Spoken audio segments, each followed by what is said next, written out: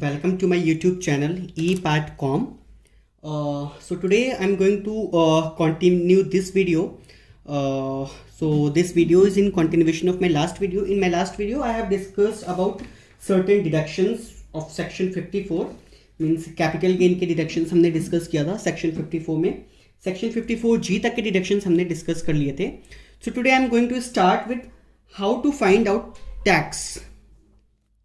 How to find out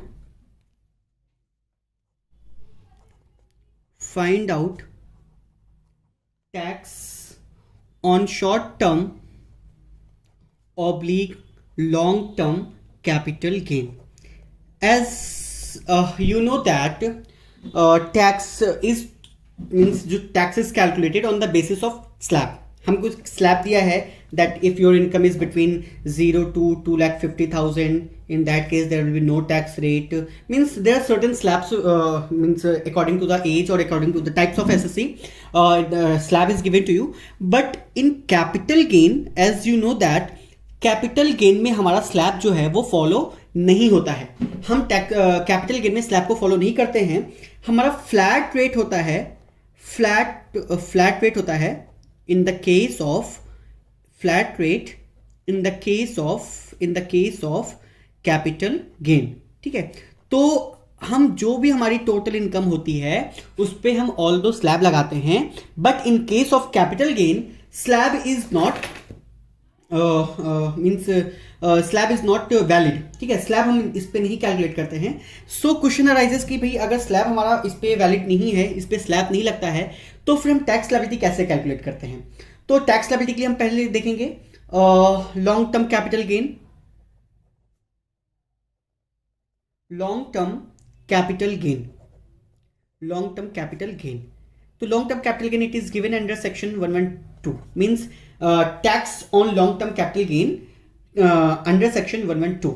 so here long term capital gain is taxable. You can write it down also. Is taxable under section 112, but only if section 112A is not applicable. अभी मैं बताऊंगा कि 112A क्या है. is not applicable means जो tax हम calculate करते हैं लॉन्ग टर्म कैपिटल गेन पर, वो हम कैलकुलेट करते हैं in according to the provision of section 112. But it is mandatory that कि सेक्शन 112A वहां पर एप्लीकेबल ना हो.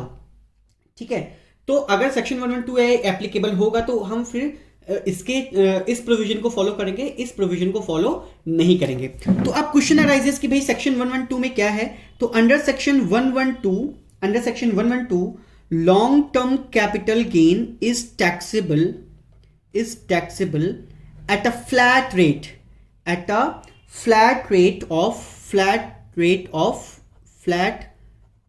of 20%. ठीक है, 20% प्लस सरचार्ज अगर कोई है तो सरचार्ज तुमको बताया कि अगर 50 लाख से ज्यादा है तो there will be means up to 50 lakh income है तो there will be no surcharge. 50 lakh से 1 करोड़ है तो 10% सरचार्ज है. 1 करोड़ से 2 करोड़ तो 15%. That is already discussed. I am not going into deep discussion of that.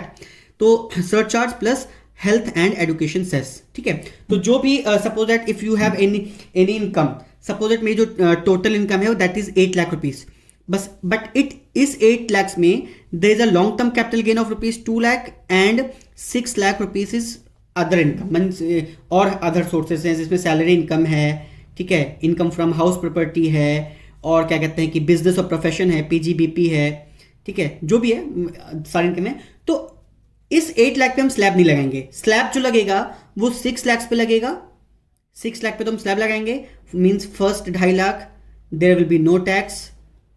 Next 2.5 lakh पे there will be 5% means 12,500 and next 1 lakh क्योंकि 6 लाख में से हमारा जो है हमारा तो यहाँ पे जो 8 लाख हमारा है तो 8 लाख में से 2 लाख हमारी जो है वो कैपिटल गेन है और 6 लाख हमारा अदर सोर्सेस से इनकम है, सैलरी है, हाउस प्रॉपर्टी है, पीजीबीपी है. ठीक है, तो इस पे हम स्लैब लगाएंगे 6 लाख पर. तो फर्स्ट 2.5 लाख पर there will be no tax. Next 2.5 lakh पे देयर विल बी 5% मींस 12,500 और नेक्स्ट 1 लाख, क्योंकि 6 लाख में से 5 लाख तक हमने लगा दिया, बचा 1 लाख, तो नेक्स्ट 1 लाख पे हमारा जो है 20% लगेगा। तो कितना आ जाएगा ये 20% के हिसाब से 20,000। ठीक है, तो ये आ गया हमारा टैक्स, कितना आ गया 32,500। अच्छा, ये तो हो गया अदर इनकम पे। अब ये जो लॉन्ग टर्म कैपिटल गेन है, इस पर हमने स्लैब नहीं लगाया है, इस पर हमारा क्या लगेगा, फ्लैट रेट लगेगा, कितने का, 20% का। तो tax on 2 lakh means capital gain eight the rate of 20%, तो कितना हो जाएगा ये 40,000। ठीक है, तो टोटल टैक्स कितना आ गया ये आ जाएगा 72,500 टोटल टैक्स।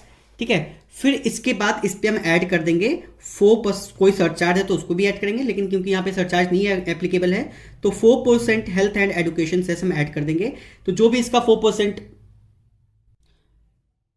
4% आता है कितना, 72,500 मल्टीप्लाइड बाय 4%, तो ये आ गया 2,900 इसमें हम ऐड कर देंगे प्लस 72,500, तो it will B 75,400 total tax liability हमारी आ जाएगी। तो ये हमारा क्या है, टैक्स लायबिलिटी। तो यहाँ पे हमने मुझे ये बताने की मैं कोशिश कर रहा था कि इन case of long term capital gain, ये जो 8 लाख की इनकम थी, जिसमें से 2 लाख हमारा LTCG था,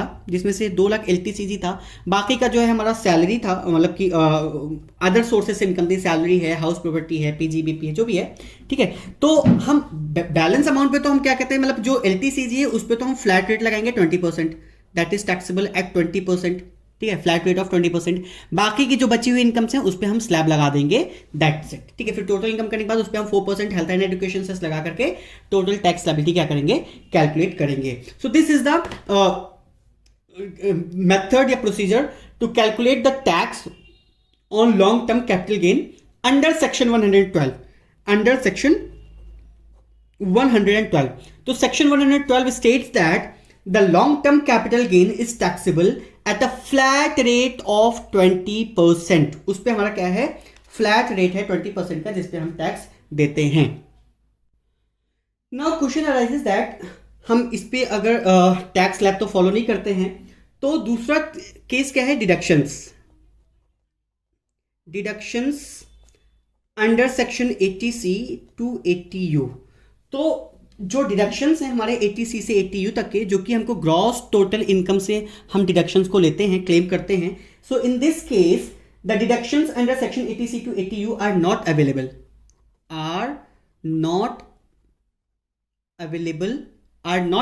available in respect of long term capital gain, in respect of long term capital gain.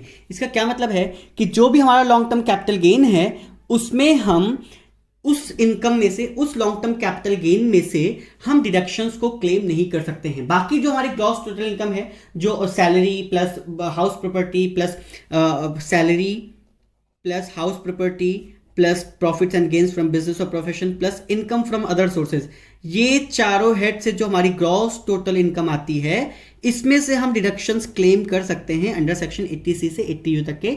But long term capital gain में से हम डिडक्शंस को क्लेम नहीं कर सकते हैं। ठीक है, so there is no any deductions allowed from long term capital gain. तो 80C से 80U तक की जो भी डिडक्शंस हैं हमारे, वो हम क्या कहते हैं कि लॉन्ग टर्म कैपिटल गेन में से क्लेम नहीं कर सकते हैं। But exemption limit in some cases, exemption limit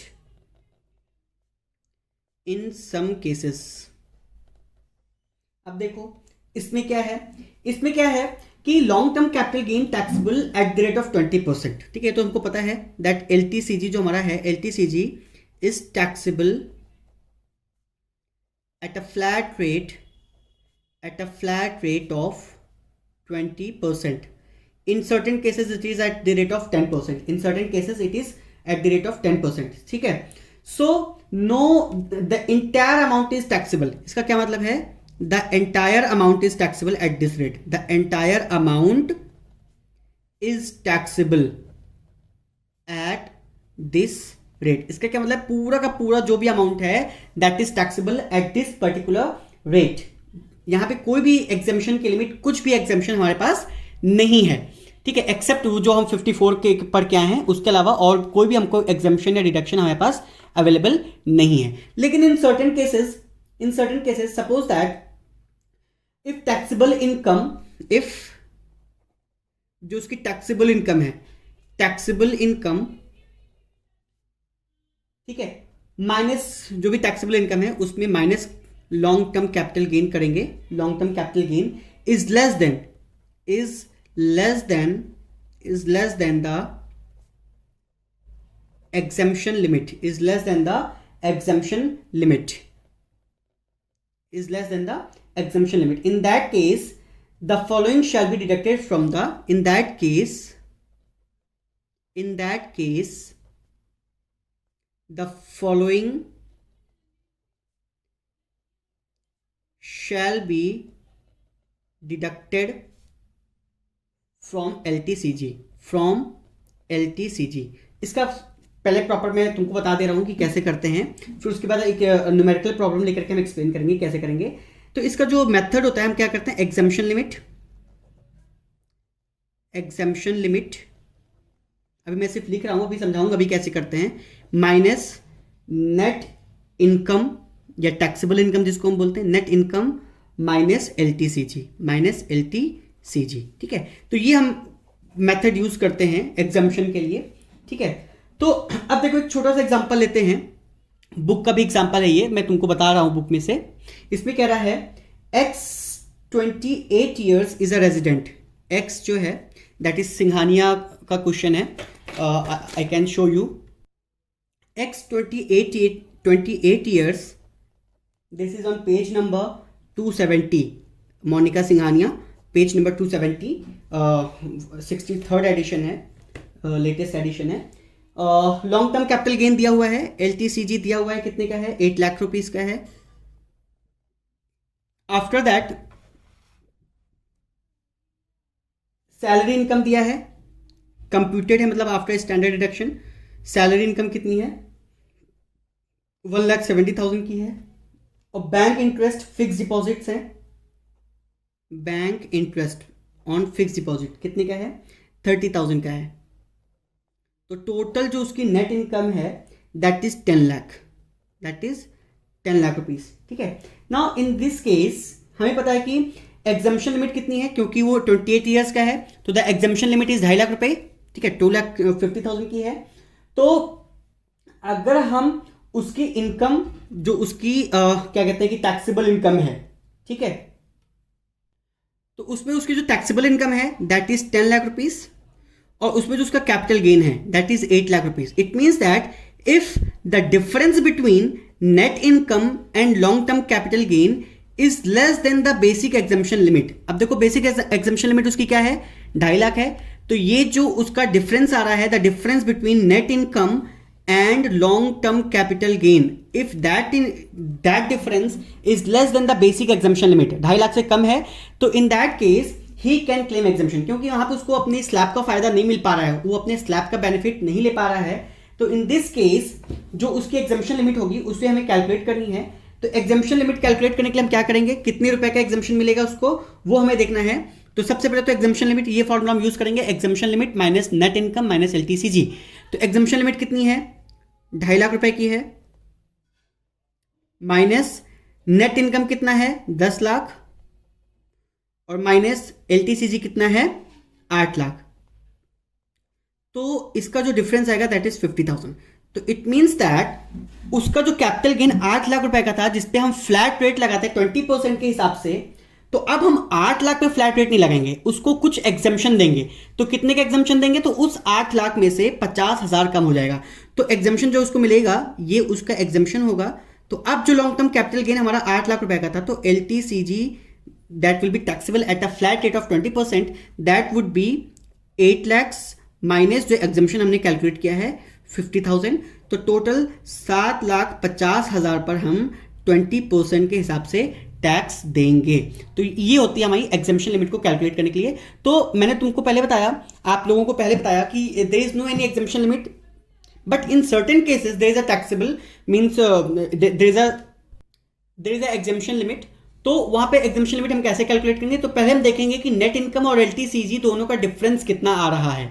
तो अगर दोनों का डिफरेंस जो है वो less than the basic exemption limit है, नॉर्मल के केस में 2.5 लाख सीनियर सिटीजन के केस में 3 lakh and super senior citizen के केस में 5 लाख, अगर वो एज द केस में भी बेसिक एग्जाम्पशन लिमिट से कम है, देन हम ये फॉर्मूला यूज करेंगे that exemption limit as the case में भी 2.5 लाख, 3 लाख, 5 लाख जो भी केस है according to the age of the SSC, तो basic exemption limit minus total income means net income minus LTCG. तो ये इस तरह से हम ये एग्जाम्पशन कैलकुलेट कर लेंगे, तो उतने उस कैपिटल गेन में से उतने का हम उसको एग्जाम्पशन देकर के बाकी पर हम क्या करेंगे, टैक्स को कैलकुलेट करेंगे। तो ये मेथड होता है थोड़ा सा एग्जाम्पशन लेने का लॉन्ग टर्म कैपिटल गेन में।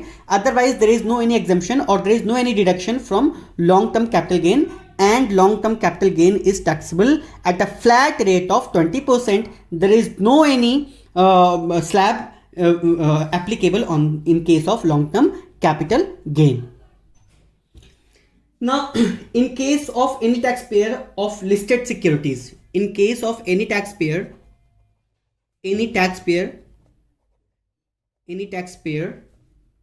of listed securities, ठीक है, चाहे वो सिक्योरिटी शेयर्स हो, बॉन्ड्स हो, डिवेंचर्स हो और zero coupon bonds are transferred and the tax payer does not avail the benefit of indexation. It means that if any capital gain arises on transfer of these listed securities and the benefit of indexation is not available या availed by the SSC, the benefit of indexation is not availed by the SSC. Suppose that sales consideration है हमारा something, वहां पे हमने सिर्फ और सिर्फ cost of acquisition minus की है, चाहे वो लॉन्ग टर्म हो चाहे शॉर्ट टर्म हो, वहां पर हमने कोई भी इंडेक्सेशन नहीं किया है. तो जो भी हमारा एलटीसीजी आएगा that will be taxable at a flat rate of 10%. यहां पर क्या है, हमने बेनिफिट ऑफ इंडेक्सेशन अवेल नहीं किया है, बेनिफिट ऑफ इंडेक्सेशन हमने अवेल नहीं किया है, तो in that case it is taxable at a flat rate of 10%. ठीक है, but he can pay tax at rate of 20%, वो 20% पे भी पे कर सकता है if he has availed the benefit of indexation. तो अगर उसने benefit of indexation avail किया है, in that case he will pay at the tax at rate of 20%.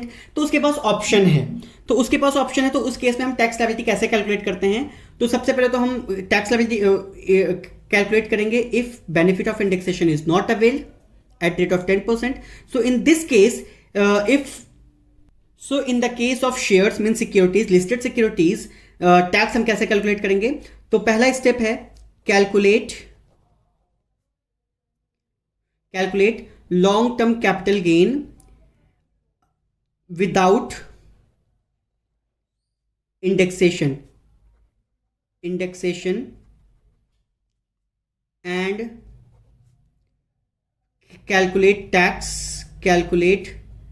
tax on that at the rate of 10%. Second है calculate tax on LTCG at the rate of 20% with indexation. मतलब एक बार हमने उसको without indexation LTCG calculate किया है और उस पर tax at rate of 10% calculate किया है, फिर दूसरे स्टेप में हमने उसको इंडेक्सेशन का बेनिफिट दिया है और उसके बाद हमने उसको पे जो टैक्स कैलकुलेट किया है 20% पे कैलकुलेट किया है. फिर थर्ड स्टेप है compare step 1 and 2 which ever is lower. तो दोनों में से जिस स्टेप में कम टैक्स आएगा that tax will be paid by the SSC. एक छोटा सा एग्जांपल लेते हैं इस चीज को इलस्ट्रेट करने के लिए. सपोज दैट सेल कंसिडरेशन हमारा जो है, सेल कंसिडरेशन जो हमारा है वो 50 लाख का है, ठीक है, और कॉस्ट ऑफ एक्विजिशन जो थी वो हमारा है 12 लाख का, सपोज दैट. ठीक है, तो हम पहले क्या करेंगे, टैक्स कैलकुलेट करेंगे. तो सबसे पहले तो हम सेल्स कंसिडरेशन लेंगे. स्टेप पहला, सेल कंसिडरेशन 50 लाख, ठीक है, और माइनस करेंगे कॉस्ट ऑफ एक्विजिशन कितना, 12 लाख. तो ये एलटीसीजी कितना आ गया है, एलटीसीजी आ गया हमारा 38 लाख का. तो टैक्स कितने का आ गया, टैक्स जो आया दैट इज 38 का 10% कितना आ गया, 38 लाख का 3,80,000. ठीक है, 3,80,000 ये टैक्स आ गया. अब दूसरा स्टेप जो है, सेकंड स्टेप हमारा क्या है, सेकंड स्टेप में हमको क्या करना है, सेल कंसिडरेशन लेना है. सेल कंसिडरेशन कितना है, 50 लाख का है. ठीक है, अब इसमें हमको माइनस करना है, rather than minus deducting cost of acquisition we have to deduct index cost of acquisition. Suppose that index cost of acquisition जो आ रहा है वो हमारा समथिंग आ रहा है 25,000, सपोज दैट 25 लाख. ठीक है, तो मैं यहाँ पे लिख देता हूँ 50 lakhs एंड 25 lakhs, ठीक है। इंडेक्स कॉस्ट ऑफ एक्विजिशन का मेथड सबको पता है, formula that cost of acquisition divide by CII of year of purchase multiplied by CII of year of sale. तो ये इस मेथड को यूज करके हम क्या करेंगे, इंडेक्सेशन निकालेंगे। तो अब यहाँ पे हमने इंडेक्सेशन का फायदा लिया है। Here the benefit of indexation is availed and here the benefit of indexation is not availed. तो जब not availed करेंगे तो in that case tax will be calculated at the rate of 10% on LTCG, and if the benefit of indexation is availed, in that case the tax will be calculated at the rate of 20% on long term capital gain. तो 25 लाख का 20% कितना आ जाएगा, 5 lakhs, ठीक है। तो 5 lakhs और 3,80,000 whichever is less, तो 3,80,000। तो in that case so in this case the tax liability will be 3,80,000। अब इस पर हम ऐड कर देंगे 4% हेल्थ एंड एजुकेशन सेस, जो भी आएगा 3,80,000 का 4% देख लेते कितना था, 3,80,000 मल्टीप्लाइड बाय 4%, ये आएगा 15,200। तो इसको ऐड करके हमारी आ जाएगी टोटल टैक्स लायबिलिटी। तो इस तरह से हम क्या करते हैं, इस स्टेप को फॉलो करके हम क्या करेंगे, टैक्स को कैलकुलेट करेंगे। तो ये आ जाएगा 3,95,200। तो इस तरह से हम क्या करेंगे, टैक्स को कैलकुलेट करेंगे इन केस ऑफ शेयर्स, ठीक है। तो शेयर्स के केस में क्या करते हैं, first tax is calculated at the rate of 10% without indexation, then it is calculated at the rate of 20% with indexation, then compare both the figures whichever is less, that will be your tax liability, then add 4% health and education cess, so that will be your ultimate tax liability which the assessee is required to pay. So this is the method to calculate the tax liability in case of shares.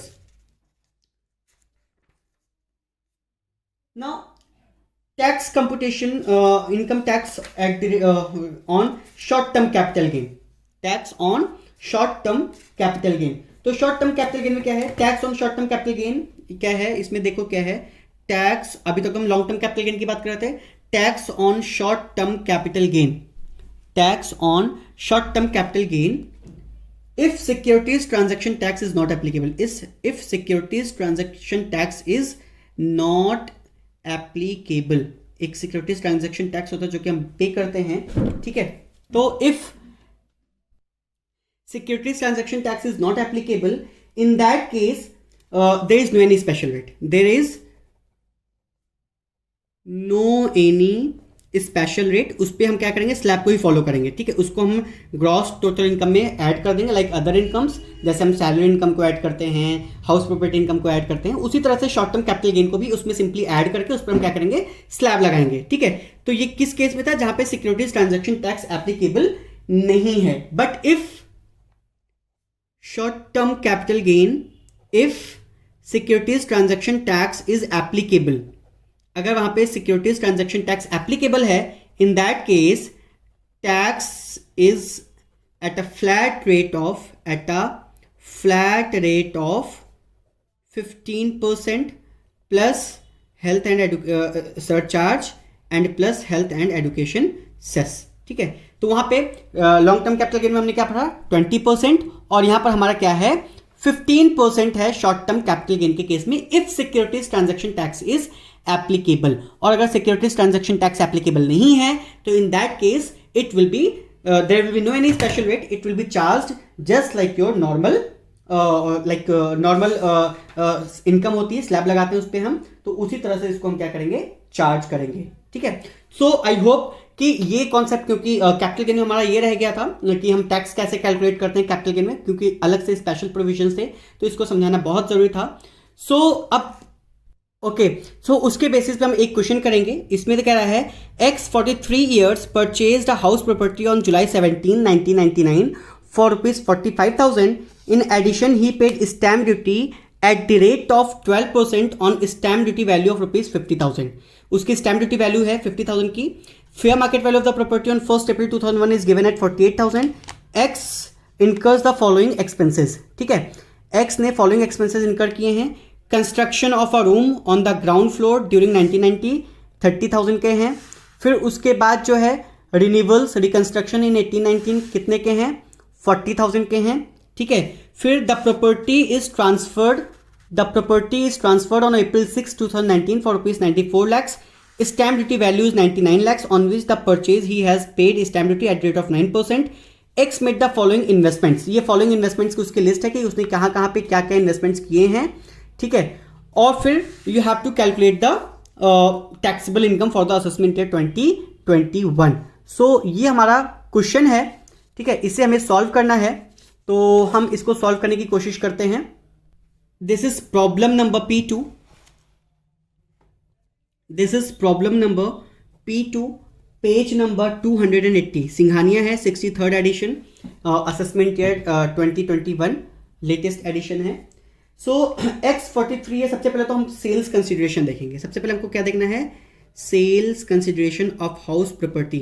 Question में आप देख सकते हैं, इसमें कह रहा है कि जो सेल्स कंसिडरेशन है दैट इज 94 लाख रुपीस और स्टैम्प ड्यूटी वैल्यू उसकी 99, ठीक है। तो मैंने तुमको बताया था सेल कंसिडरेशन कितना है, 94 लाख रुपीस का है, और जो उसकी स्टैम्प ड्यूटी वैल्यू है, stamp duty value SDV, stamp duty value that is 99 lakh rupees.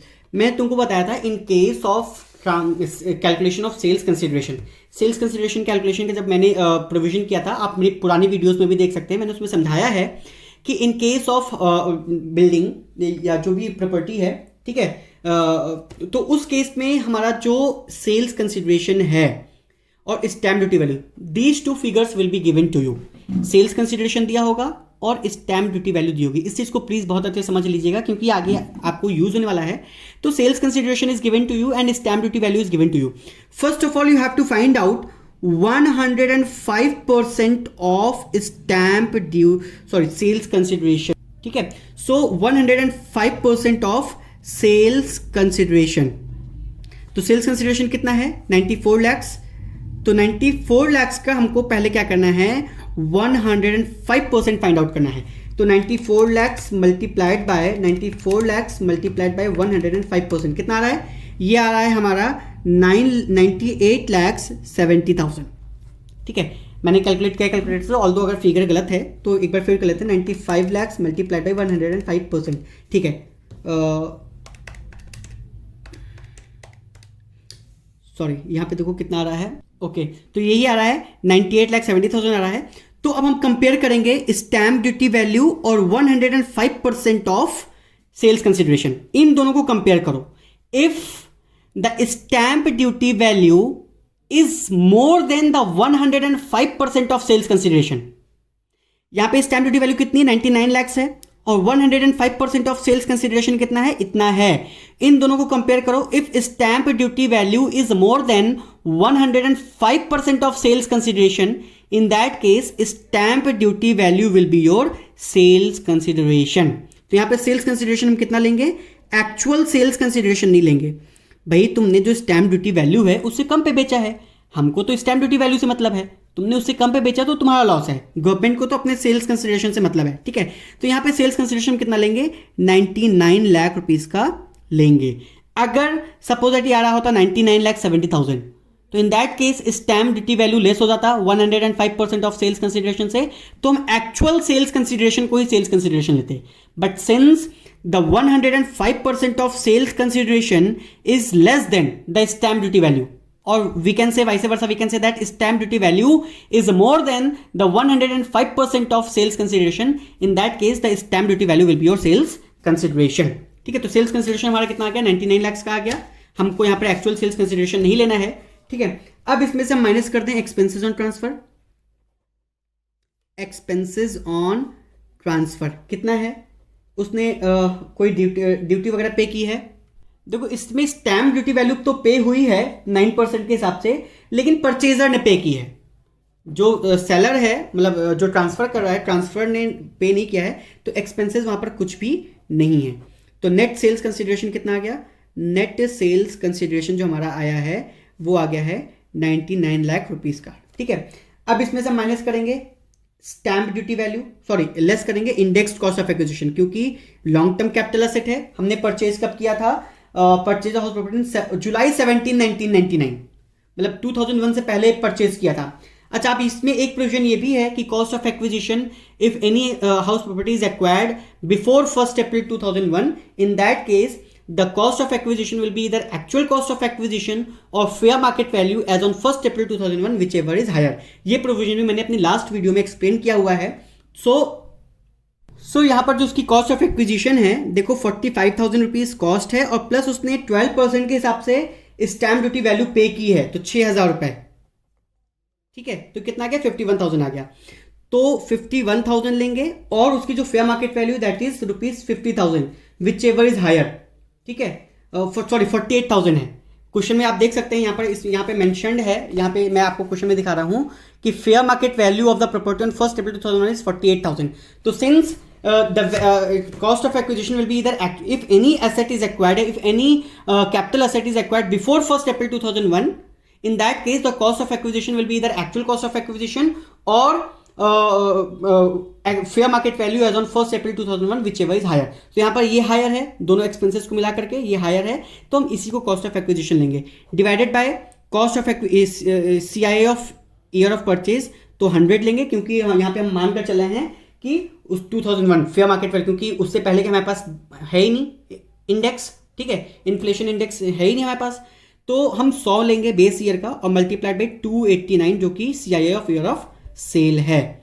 तो इसको जब हम कैलकुलेट करेंगे तो ये आ जाएगा हमारा 51,000 डिवाइड बाय 100 मल्टीप्लाइड बाई 289, तो ये आ गया 1,47,390, 1,47,390, ठीक है। अच्छा, अब इसमें आगे हम प्रोसीड करते हैं, लेस करना है इंडेक्स कॉस्ट ऑफ इंप्रूवमेंट। मैंने बताया था इंडेक्स कॉस्ट ऑफ इंप्रूवमेंट भी माइनस करना है। तो इसमें देखो एक इंप्रूवमेंट ऐसा है जो कि उसने 1999 2000 में कराया था। सो मैंने ये भी प्रोविजन बताया था आप लोगों को कि if any improvement is done before 1 April 2001 तो in that case it will not be considered. तो यहाँ पे हम इसको कोई भी बेनिफिट इसका इंप्रूवमेंट का नहीं देंगे। दूसरा इंप्रूवमेंट उसने कराया है 2018-19 में, index cost of improvement for the year 2018-19 में जो उसने इंप्रूवमेंट कराया है वो 40,000 का कराया है। तो 40,000 divided by cost inflation index of year of improvement, तो ये आ जाएगा 280 और मल्टीप्लाइड बाय 289, ठीक है। तो ये आ गया हमारा 40,000 डिवाइड बाई 280 मल्टीप्लाइड बाय 289, तो ये आ गया 41,286, 41,286। तो टोटल हमारा जो लॉन्ग टर्म कैपिटल गेन आया है, लॉन्ग टर्म कैपिटल गेन आया है वो आ गया हमारा कितना, 99 lakh sale consideration minus 1,47,390 index cost of acquisition minus 41,286 जो इंडेक्स कॉस्ट ऑफ इंप्रूवमेंट 18-19 का है। तो ये आ गया हमारा 97,11,324 रुपीज। अच्छा, अब इसमें देखो कह रहा है डिडक्शन हम देंगे, अंडर सेक्शन 54 में है। इसमें कह रहा है पुणे प्रॉपर्टी, इसमें कह रहा है on 1 April 2019 x purchase ₹10 lakhs NHI bonds for availing exemption under section 54 EC। यहां पर क्वेश्चन में कह रहा है कि on 1 April 2019 x purchase 10,000 NHI bonds for availing of exemption under section 54 EC। तो यहां पर देखो जो उसने हाउस प्रॉपर्टी बेचा है, कब बेचा है, उसने प्रॉपर्टी जो बेचा 6 अप्रैल को बेचा है, प्रॉपर्टी जो बेचा है वो 6 अप्रैल को बेचा है और NHI के बॉन्ड जो खरीदा वो 1 अप्रैल को खरीदा है। क्योंकि ट्रांसफर से पहले खरीद लिया उसने तो यहां पर इसको एग्जम्पशन इसमें नहीं मिलेगा, मतलब 54 EC में उसको एग्जम्पशन नहीं मिलेगा।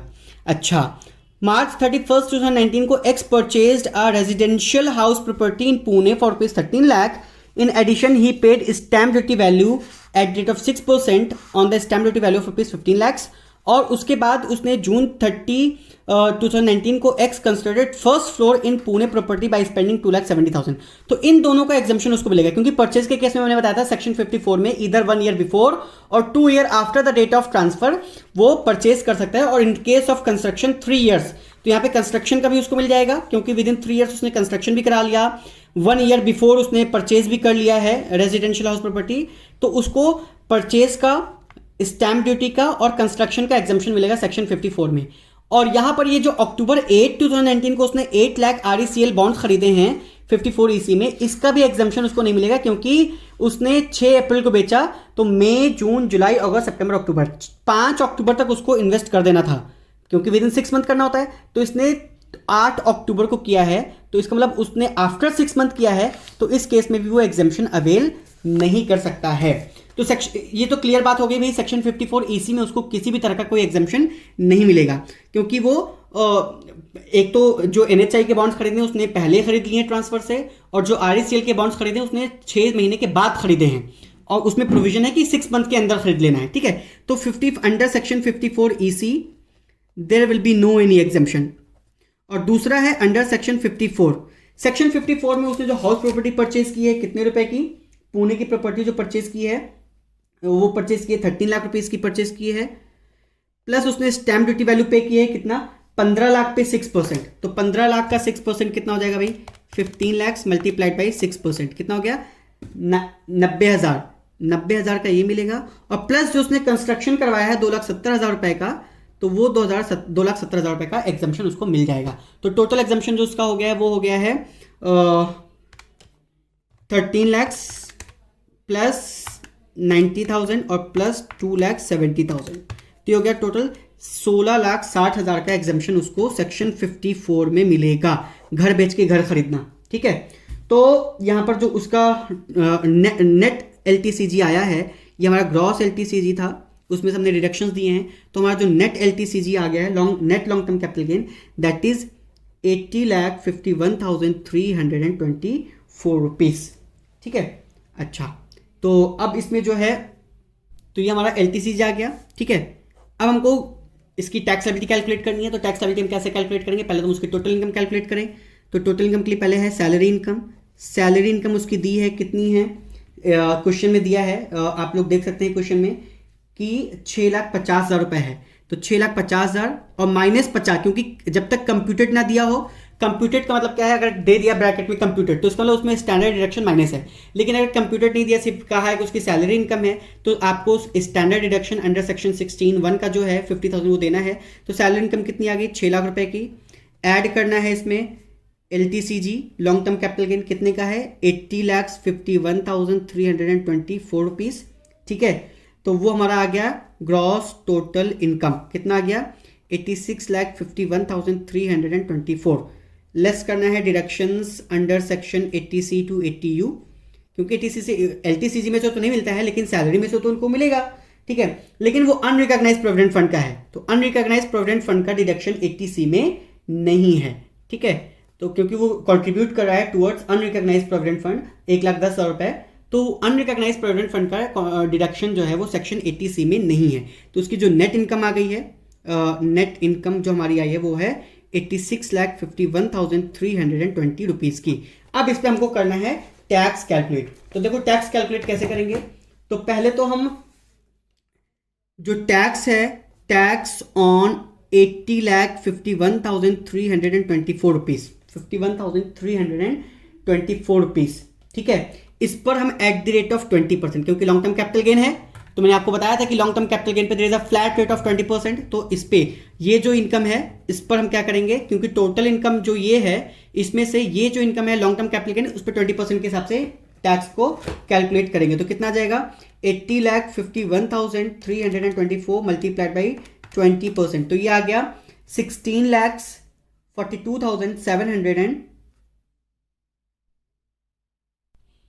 तो ये हमारा आ गया है 16,10,265। अब इस पे जो बैलेंस जो 6 लाख रुपए की सैलरी इनकम है, इस पर हम क्या लगाएंगे, स्लैब लगाएंगे। तो फर्स्ट 2.5 लाख, क्योंकि 48 ईयर्स का है, ठीक है, 48 ईयर्स मतलब नॉर्मल, 43 ईयर्स है, नॉर्मल एसएससी है, तो फर्स्ट 2.5 लाख नील।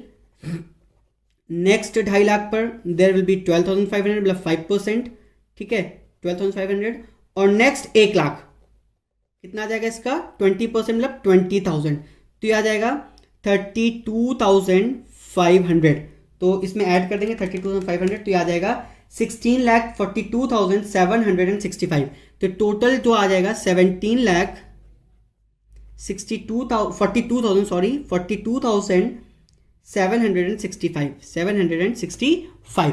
अब इस पे ऐड कर देंगे 4% हेल्थ एंड एजुकेशन सेस, तो इसका मल्टीप्लाइड बाई 4% कितना आ गया, 1 लाख, अच्छा सॉरी, क्योंकि इसकी इनकम क्या कहते हैं कि 50 लाख से ज्यादा है, तो उस पर हम सरचार्ज भी देंगे। Surcharge at the rate of 10%, जो उसका सरचार्ज आएगा that is eight the rate of 10%, तो वो आ जाएगा 1 लाख, सॉरी ये कैलकुलेशन मिस्टेक थी, ये आएगा 16,42,765। ये जो इन दोनों का सम आएगा ये 20% के हिसाब से और ये स्लैब लगाने के हिसाब से ये आ जाएगा 16। अब इसका 10% सरचार्ज कितना हो जाएगा 1,64,276 रुपीज़। तो ये आ गया टोटल। टैक्स का 10% इसका ऐड कर देंगे क्योंकि ये जो टैक्स है इसका 10% सरचार्ज है, ठीक है। तो ये आ जाएगा प्लस 1,64,276। तो ये आ गया टोटल जो आ गया 18,07,041 रुपीज़, ठीक है। अब इसका ऐड करेंगे 4% health and education cess, 4% health and education cess multiplied by 4%, ये आ गया 72,282, 72,282। तो इसको आप ऐड कर देंगे टोटल, तो ये आ जाएगा हमारा 18,79,320 रुपीज़। ये हमारी क्या आ जाएगी, टोटल टैक्स लायबिलिटी आ जाएगी। सो this is the proper question जो हमने सॉल्व किया है, इंक्लूडिंग टैक्स लायबिलिटी हम कैसे कैलकुलेट करते हैं। सो अब आई होप कि आपको कैपिटल गेन के केस में टैक्स लायबिलिटी कैसे कैलकुलेट करते हैं ये आ गया होगा। सो प्लीज अगर अभी तक आपने मेरा चैनल सब्सक्राइब नहीं किया है, do subscribe my channels for such type of videos, income tax, financial accounting, corporate accounting. I will try to upload more and more videos. So please like, share and subscribe my videos, and also don't forget to press the bell icon. So आज के लिए इतना ही. Thank you and have a good day.